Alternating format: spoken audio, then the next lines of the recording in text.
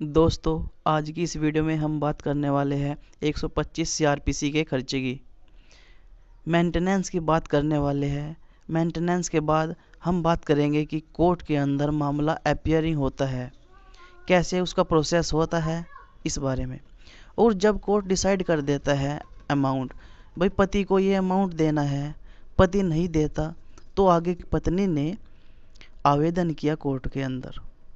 अब कौन से कोर्ट के अंदर आवेदन करना है, ये भी एक पर्सन है। फैमिली कोर्ट के अंदर, जहाँ पारिवारिक न्यायालय उपस्थित होता है, जहाँ पर अवेलेबल हो वहाँ पर आवेदन कर सकती है क्षेत्र के अंदर। और यदि वहाँ पर पारिवारिक न्यायालय नहीं है तो फर्स्ट क्लास रजिस्ट्रार के समक्ष आवेदन कर सकती है। पहली चीज़ तो ये हो गई। अब जो आवेदन होंगे वे दो फाइल के अंदर होंगे, 125 सीआरपीसी और 125 का सब सेक्शन 3 सीआरपीसी में कोर्ट के अंदर पत्नी आवेदन कर सकती है, जिसके अंदर वो क्लेम करेगी कि मेरा पति है जो वो इतना कमाता है और मेरे पास कोई आय का स्रोत नहीं है, मैं डिपेंडेंट हूँ अपने हस्बैंड पर, मुझसे ये अमाउंट या खर्चा दिलाया जाए।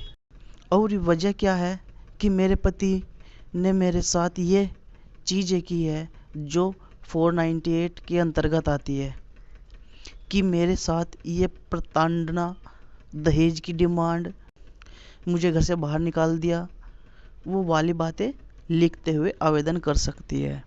और जो ये आवेदन होते हैं ज़्यादातर सेम ही होते हैं, वरना क्या है कंट्राडिक्शन आ जाता है। डीवी के अंदर भी आपको सेम लाइन मिलेगी और 498 के मामले के अंदर भी सेम लाइन मिलेगी। सब में सेम लाइन ही मिलेगी। जो मेन ग्रिप है, जो डिमांड है, वो स्पेसिफिक होती है। जैसे क्लेम, मुझे पति से खर्चा दिलाया जाए, लेकिन उसमें सारी बातें आती है।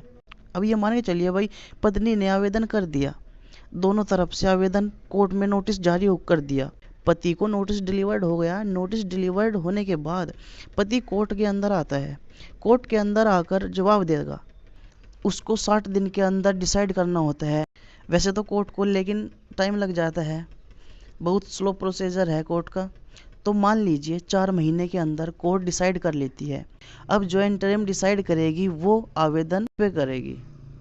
पत्नी ने जो आवेदन किया है उसके अंदर उसने बताया कि 30,000 रुपये कमाता है। जो उसका पति है ना, उसका पति 30,000 रुपये कमाता है। पति ने आकर जवाब दिया कि मैं तो 10,000 रुपये कमाता हूँ। तो एग्जाम्पल के तौर पर कोर्ट को ऐसा लगता है कि ये 10 बता रहा है और वो 30 बता रही है, तो वो एक मस्ट अमाउंट होती है जो एंटर्म होती है, वो ज़रूरी होता है कोर्ट की नज़र में तय करना, क्योंकि उसको अपना लालन पोषण तो करना ही है। तो ये केस लंबा चलेगा। तो यहाँ पर कोर्ट एंटर्म के अंदर मान लीजिए एग्जाम्पल के तौर पर 3 से 4,000 रुपये डिसाइड करती है। अब ये डिसाइड हो गया तो अब यहाँ पर लिबल है पति देने को, और पत्नी ले सकती है उसको, कोर्ट से आग्रह करके भी ले सकती है। और जब तारीख लिखित हो तब भी वो बोल सकती है, श्रीमान मेरा जो डिसाइड हुआ है वो अमाउंट मुझे दिला दीजिए। और वो उस दिनांक से दिलाया जाए जिस दिनांक से मैंने आवेदन किया है, और कोर्ट भी उसी दिनांक से डिसाइड करता है जिस दिनांक से आवेदन किया था। ठीक है, आवेदन के दिनांक से ही आपको खर्चा दिलाया जाता है। तो दोस्तों, अगर आपने मेरा चैनल सब्सक्राइब नहीं किया तो सब्सक्राइब कर लेना और शेयर, ज़्यादा से ज़्यादा शेयर कीजिए इसको। तो आगे एक और एग्जांपल देते हैं।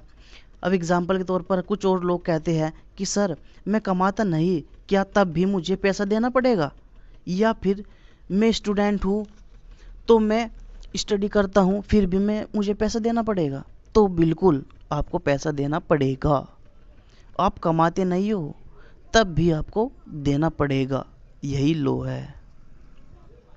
अब बात करते हैं, इस तरह समझो। मान लीजिए कुछ लोग ये भी बोलते हैं कि अगर हम देना नहीं चाहते तो हमारे साथ क्या हो सकता है। एग्जाम्पल के तौर पर समझो, कोर्ट ने डिसाइड कर दिया और पति जो है वो कोर्ट में अपीयर नहीं है, मतलब वो कोर्ट में नहीं आ पाया या कोर्ट में नहीं आना चाहता। जिस दिन से ये डिसाइड हुआ कि यार मुझे खर्चा देना पड़ेगा, मेरी वाइफ ने एप्लीकेशन लगा दी है पैसे वसूली की, अब तो वो अपीयर नहीं है, ठीक है, वो उस दिन से कोर्ट में नहीं गया, तो कोर्ट कहेगी कि अब इसका वारंट निकाला जाए, अब इसका वारंट निकाल के इसको यहाँ पे लेके आओ। तो वो उसका वारंट निकाल देते हैं, पुलिस उसको पकड़कर कोर्ट में पेश करती है। कोर्ट के अंदर लाने के बाद कहती है कि अपनी वाइफ को जो खर्चा देना था वो खर्चा दो, जो कोर्ट ने डिसाइड किया था वो खर्चा दो। अगर वो नहीं देता तो कोर्ट कहेगी कि या तो खर्चा दो या हम आपको जेल में डाल देंगे। पति को जेल में डाल देगी कोर्ट। अब आगे जो डालेगी वो 1 महीने के लिए जेल में डाल देगी कोर्ट। कुछ मामलों के अंदर मैं आपको बता दूं कि 1 लाख या 1.5 लाख लोग नहीं देते, जेल में चले जाते हैं, 1 महीने के बाद फिर आ जाते हैं। 1 महीने की जेल काट कर वो फिर कहते हैं कि अब हमें नहीं देना पड़ेगा खर्च, जो भी खर्च है अब हमें नहीं देना पड़ेगा। लेकिन इसके बाद प्रोसेसिंग क्या है, इस तरह से कि जो उसकी संपत्ति है, जो उस आदमी की संपत्ति है उसको कुर्क करने की आवेदन कर सकती है उसकी पत्नी। जितनी भी उसकी संपत्ति होगी उसको कुर्क करने की वहाँ पे वो एप्लीकेशन लगा सकती है, आवेदन कर सकती है। कुर्क उसकी संपत्ति होगी, उसके अलावा जो संपत्ति नहीं है तो वो कैसे कुर्क होगी? कुर्क होने के लिए उसका संपत्ति होना आवश्यक है। अगर उसकी संपत्ति है तो उसके डॉक्यूमेंट लाने पड़ेंगे, उसको बताना पड़ेगा कि उसकी फलानी जगह पे वो चीज़ है, उसकी प्रॉपर्टी है, इस प्रॉपर्टी को कुर्क करके मुझे पैसे दो, ठीक है, मेरा पैसा मुझे दिलाया जाए। तो इसके लिए आवेदन पत्नी करेगी, तो कुर्क करके भी पैसा दिलाया जा सकता है।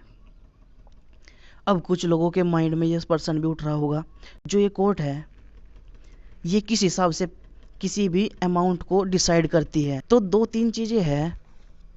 पहली चीज़ तो ये है कि जब किसी भी अमाउंट को कोर्ट डिसाइड करती है तो ये कोर्ट का डिस्क्रिशन पावर है कि वो उसकी सिचुएशन को देखती है। जो उसके पास चीज़ें आई कोर्ट के अंदर, वो प्रूफ के तौर पर पत्नी ने जो आवेदन किया है, क्या क्या बातें लेकर वो आई है, क्या क्या बातें उसने रखी है, क्या क्या उसने एडवाइस कोर्ट को दी कि इतना कमाता है, मेरे हस्बैंड का अर्निंग स्रोत ये है। फिर उसके बाद जो रिप्लाई करता है हस्बैंड कि मैं तो इतना ही कमाता हूँ, मैं इससे ज़्यादा नहीं कमाता, उन चीज़ों को भी कोर्ट देखती है। दोनों को देखने के बाद कोर्ट अपने स्व विवेक से जो भी ठीक समझती है कोर्ट वही डिसाइड करती है, और वो ही डिसाइड करने के बाद तय कर देती है। अगर किसी को आपत्ति होती है तो वो अपील के अंदर जा सकता है, किसी को कम लगता हो तो वो बढ़वाने के लिए आवेदन कर सकता है, किसी को ज़्यादा लगता हो तो वो कम कराने के लिए आवेदन कर सकता है, इसमें कोई ऑब्जेक्शन नहीं है। तो ये था आज का टॉपिक। वीडियो अच्छा लगा तो हमारे चैनल को सब्सक्राइब करें, शेयर करें और वीडियो को ज़्यादा से ज़्यादा शेयर करें और दूसरे लोगों तक इसको ज़रूर पहुंचाएं ताकि वे भी इसके बारे में समझ सके। तो आपको ये वीडियो कैसी लगी तो मैं नीचे कमेंट में बताइए। थैंक यू, धन्यवाद।